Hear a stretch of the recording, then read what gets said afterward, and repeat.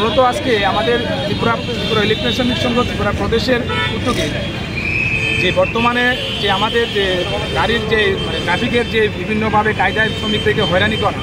আমরা সেই পরিলক্ষিত করে ত্রিপুরা প্রদেশ সিদ্ধান্ত করে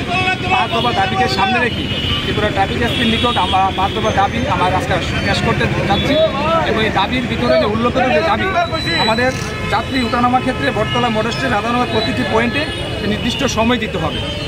এবং ট্রাফিক ভিত্তিক ইলেকট্রনিক রিক্সা হয়রানিমূলক ছবি তোলার মাধ্যমে জরিমানা আওতাহানা বদ্ধ করতে হবে। মূলত যে বিষয়, যতদিন পর্যন্ত পরিবহন দপ্তর কর্তৃক ফিটনেসের জরিমানা মুকুব না হচ্ছে ততদিন পর্যন্ত ইলেকট্রনিক গাড়িকে জরিমানা করা যাবে এবং প্রতিটি পয়েন্টে ট্রাফিক কর্তৃক লকারের মাধ্যমে গরিব শ্রমিকদের দীর্ঘক্ষণ আটকে রাখার কথা অবিলম্বন প্রত্যাহার দাবি আমরা রাখছি। এই দাবিগুলির যে যুক্তিসঙ্গ, আমরা বেশ কিছুদিন ধরে বিভিন্ন জায়গাতে এবং পশ্চিম জেলাতে সেই ধরনের আমাদের শ্রমিকদের হয়রানি হচ্ছে, তার ওদের কথা শুনে এবং আমাদের ত্রিপুরা প্রদেশ এবং জেলা সমাজ সার্বিক দিকটা বসে আমরা এই সিদ্ধান্ত আমরা নিয়েছি যে আজকে আমরা ট্রাফিক এসপির এই 5 দফা দাবি আমরা পেশ করে দেব। যদি তারপরেও কোনো ধরনের উত্তর না আসে ট্রাফিক দপ্তর থেকে, তাহলে কি ধরনের আন্দোলন করব?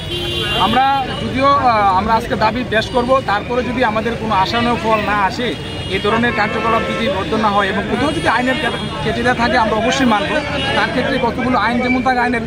শ্রমিকদের জন্য একটু সেই আইন লাগু করা হয়, তো তার জন্য আমরা সেই দাবিগুলি ট্রাফিক এসপির নিকট আমরা